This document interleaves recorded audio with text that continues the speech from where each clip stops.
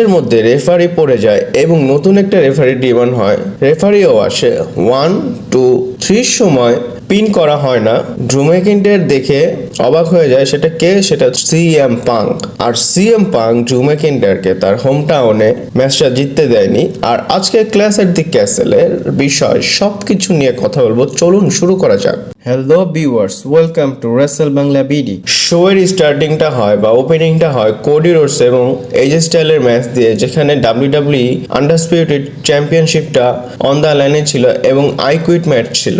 আর এই ম্যাচে ক্রাউডের এনার্জি অনেক বেশি ছিল। আর এই ম্যাচটা যেহেতু আই কুইট ম্যাচ ছিল, সবকিছু কিন্তু লিগেল ছিল। সে সবকিছু চাইলে ইউজ করতে পারে, শুধু তার অপোনেন্টকে বলার জন্য যে তুমি কি কুইট করেছো কিনা। এই ম্যাচে দেখা যায় তারা ব্যাক স্টেজে গিয়ে মারামারি করে, ক্রাউডের মধ্যেও তারা অনেক মারামারি করে। আর একটা জিনিস আপনাদের বলে দেই, কোডি রোডসের জন্য অনেক চ্যান করা হচ্ছিল। আর কোডি রোডসের যে মা, মানে মামা রোডস, সে কিন্তু আবার এই স্টোরি লাইনে চলে এসেছে।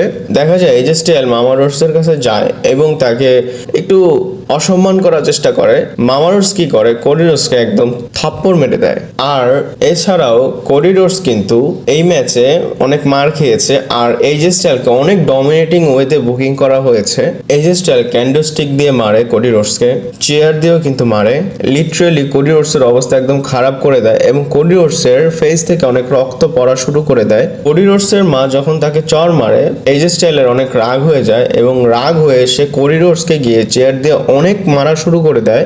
রিং এর নিচে থেকে একটা চেইন বের করে আর কোডি রোডসকে হ্যান্ডকাপ দিয়ে বেঁধে ফেলে, বেঁধে তাকে ইচ্ছা মতো মারে। তারপর আরেকটা জিনিস দেখা যায় যে এজে স্টাইল একটু অন্যরকম ভাবে চিন্তা করে। সে কি করে, তার আর্মসের মধ্যে চেনটা রাউন্ড করে পেঁচায়, তারপর সেটাকে সেট আপ করা হয় বা সেট আপ করে যে এখনই তাকে ফেনোমেনাল ফোরামটা মারবে। যখনই কোডি রোডসকে মারতে যায়, out of nowhere Cody Rhodes chair দিয়ে তাকে বাড়ি দিয়ে নিচে ফেলায় দেয়। তারপর কোডি রোডস চাবি নিয়ে সেই চেনটা খুলে ফেলে এবং তারপর এজে স্টাইলকে এমন মারা শুরু করে, মানে তার যত রাগ ছিল সবকিছু তার উপর উঠায়। এবং কোডি রোডসকে দেখা যায় ক্র্যাশ রোডও মারে এবং এজে স্টাইলকে জিজ্ঞাসা করা হয় আই কুইট বলার জন্য, কিন্তু এজে স্টাইল আই কুইট বলে না। তারপর কোডি রোডস একটা চালাকি করে, সেই চেনটা যেটা দিয়ে কোডি রোডসকে বাঁধা হয়েছিল, সেই চেনটাই কিন্তু হাতে একটা পড়ায়, রোপের মধ্যে একটা বাঁধে। তারপরে এজে স্টাইলকে চেয়ার দিয়ে এমন মারা শুরু করে, মানে দেখতে একদম ব্রুটাল লাগতেছিল। আর এটাতেও কিন্তু এজে স্টাইল হার মানতেছিল না। তো কোডি রোডস কি করে, স্টিল স্টেপ নিয়ে আসে এবং এটা নিয়ে যখনই মারতে যায় এজে স্টাইল বলে আই কুইট, আই কুইট। আপনারা দেখলে বুঝতে পারবেন এজে স্টাইল মানে অনেক ভয় পেয়ে গিয়েছে। আর ম্যাচটা শেষ হয়ে যায়, কোডি রোডস ভিক্টোরি পায়। কিন্তু স্টিল সেই যে স্টিল স্টেপটা আছে সেটা দিয়ে এজে স্টাইলের উপর অ্যাটাক করে। তারপর কোডি রোডস তার মায়ের কাছে যায়, র্যামের উপরও যায় এবং র্যামে যখন যায়, out of nowhere solo seeker তার পাশে এসে দাঁড়িয়ে যায়। আমি হয়তো ভেবেছিলাম এটা জাস্ট ফেস অফ, কিন্তু না, টামাডোঙ্গা এবং টঙ্গালাও এসে কোডি রোডসকে অ্যাটাক করা শুরু করে। আপনাদের বলি, সোলো সিকা এমন ভাবে তাকিয়েছিল কোডি রোডসের দিকে, মনে হচ্ছিল যে সে ট্রাইবাল চিফ মানে রোমান রেন্স, তার বেলটা সে আবার নিতে চলে এসেছে।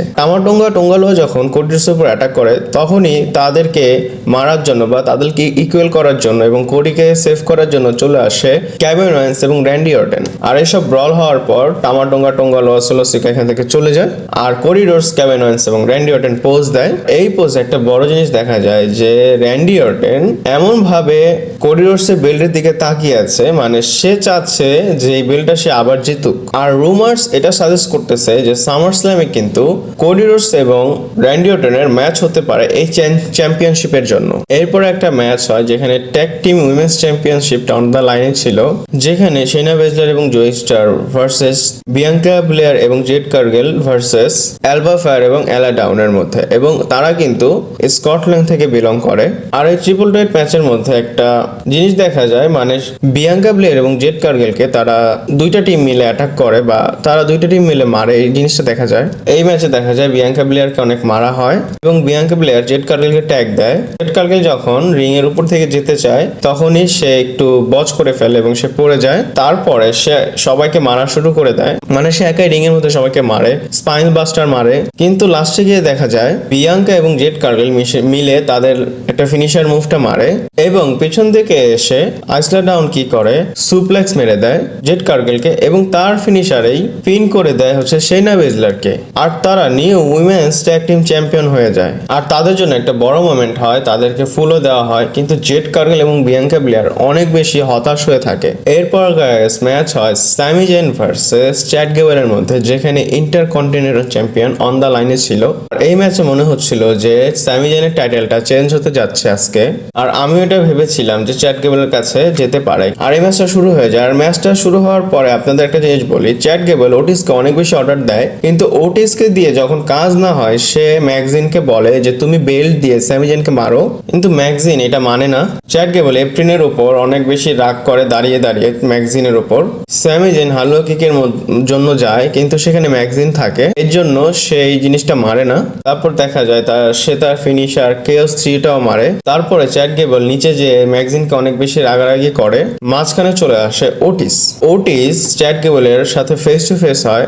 আর তারপরে হুট করে দেখা যায় যে চ্যাড গেবেল হুট করে ম্যাগজিনের পায়ের উপর অ্যাটাক করে, বলতে কি এটা স্যামি জেন ধাক্কা দেয় এবং সেখান থেকেই আনফরচুনেটলি তার পায়ে ব্যথাটা পেয়ে যায়। তারপর ওটিস ম্যাগজিনকে আবার কাঁধে নিয়ে বা কোলে নিয়ে চলে যায় এখান থেকে। আর চ্যাড গেবেল এটা দেখতেছিল, পেছন থেকে আউট অফ নোয়ার স্যামি জেন এসে হালুয়া কিক মারে এবং পিন করে এই ম্যাচটা জিতে যায় এবং টাইটেলটা সাকসেসফুলি রিটেন করে ফেলে। আর চ্যাড গেবেলকে দেখে অনেক বেশি আফসোস লাগতেছিল, মানে অ্যালফা ক্যাট অফিসিয়ালি হয়তো ভেঙে যেতে পারে এই মানডে নাইট রতে। এরপর বেইলি এবং পাইপার নেভেলের মধ্যে উইমেন্স চ্যাম্পিয়নশিপের জন্য ম্যাচটা হয়ে যায়। পাইপার নেভেল কিন্তু স্কটল্যান্ডের সুপারস্টার, তাদের ম্যাচটা শুরু হয়ে যায়, ভালো পেজে শুরু হয়, কিন্তু চেলসি গ্রিন ইন্টারফারেন্স করার চেষ্টা করে এবং রেফারি যে ছিল সে চেলসি গ্রিনকে বলে যে তুমি এখান থেকে চলে যাও, তুমি এখানে থাকতে পারবা না, এবং চেলসি গ্রিনের এখান থেকে যেতে হয়। কিন্তু এরপরে চেলসি গ্রিন রেমিস্ট্রিওর মাস্ক পরে চলে আসে এবং বেইলি পরে তাকে মারে এবং দেখা যায় এটার অ্যাডভান্টেজ নিয়ে পাইপার নেভেন তার দিকে ম্যাচটা নিয়ে যায়। তো আনফরচুনেটলি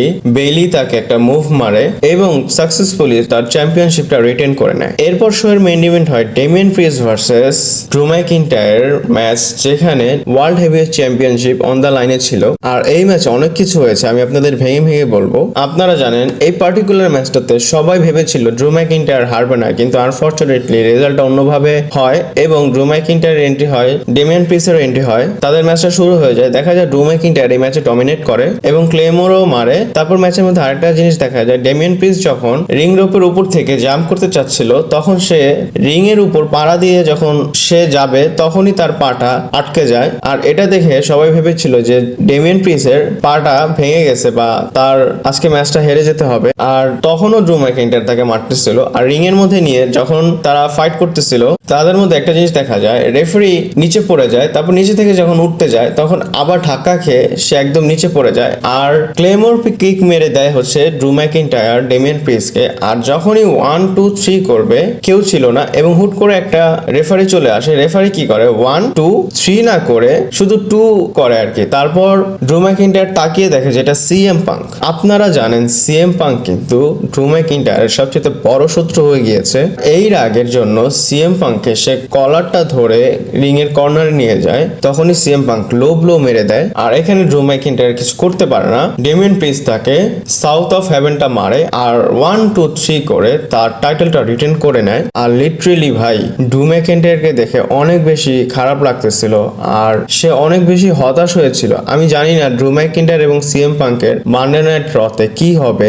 সবাই ভেবেছিল ড্রু ম্যাকইন্টায়ার গ্লাসগো থেকে তার মোমেন্টটা পাবে, কিন্তু সিএম পাঙ্কের জন্য সে মোমেন্টটা পায় না। আর ম্যাচের পরে ড্রু ম্যাকইন্টায়ারের কিন্তু আরেকটা জিনিস দেখা যায়, সে রেফারিকে ধরে এবং তাকে বলে যে সিএম পাঙ্ক কোথায়, তুমি আমাকে বলো সিএম পাঙ্ক কোথায়, এবং সে অনেক গালিগালাজও করে। রেফারি বলে আমার কিছু জানা ছিল না, আমি তো নিচে পড়েছিলাম। এরপরে সে কোরি গ্রেভসকেও জিজ্ঞেস করে, কোরি গ্রেভস বলে এখানে ম্যানেজমেন্টের ভুল, আমাদের কোনো ভুল না। আর এইভাবেই ক্ল্যাশ এট দি ক্যাসেলের শোটা শেষ হয়ে যায়। আজকের ভিডিও এই পর্যন্তই ছিল। ভালো লাগলে লাইক কমেন্ট শেয়ার সাবস্ক্রাইব করে পাশে থাকবেন। পরবর্তী ভিডিওতে আবার দেখা হচ্ছে।